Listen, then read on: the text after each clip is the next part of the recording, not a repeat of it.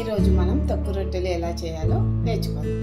ముందుగా చపాతీ పిండిని తడుపుకోవాలి. ఆ తర్వాత మనం ఆవకాయ తీసుకోవాలి. ఆవకాయలో నుంచి ఒక్కలు మనం సపరేట్ చేసుకోవాలి.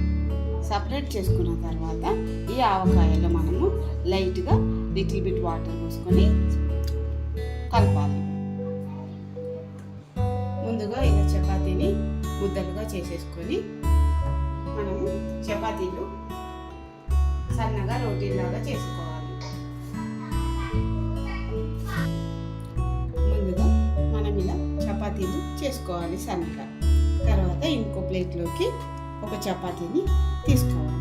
ఆ తర్వాత మనం రెడీగా పెట్టుకున్న ఈ పికిల్ని ఈ చపాతీ మీద స్ప్రెడ్ చేసుకోవాలి.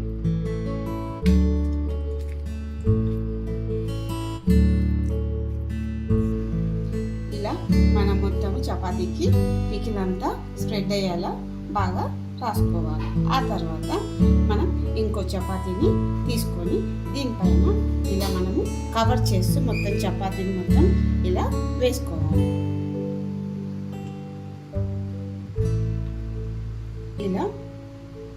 ఇలా మనము ఒక చపాతీ మీద పికిల్ రాసి మరో చపాతీ వేసిన చపాతీని ఇలా తీసుకొని పెనం పెట్టుకోవాలి. మనం పెనం పెట్టుకున్న తర్వాత ముందు ఇది వేడైందా చూడాలి. ఇలా వేడిగా మనకి తగులుతుంది అంటే పెనం వేడిగా అయినట్టు. ఇప్పుడు ఈ పెనం వేడైంది. మనం ఈ చపాతీని మనం ఇలా వేసుకుందాం.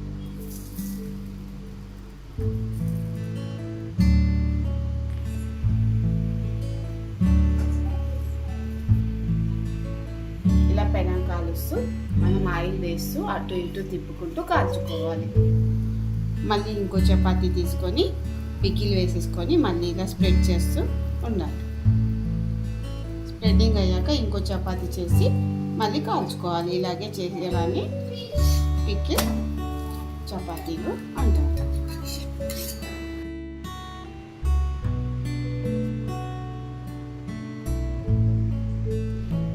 టేస్టీ క్రిస్పీ ఆవకాయ రొటీలు రెడీ అయ్యాయి.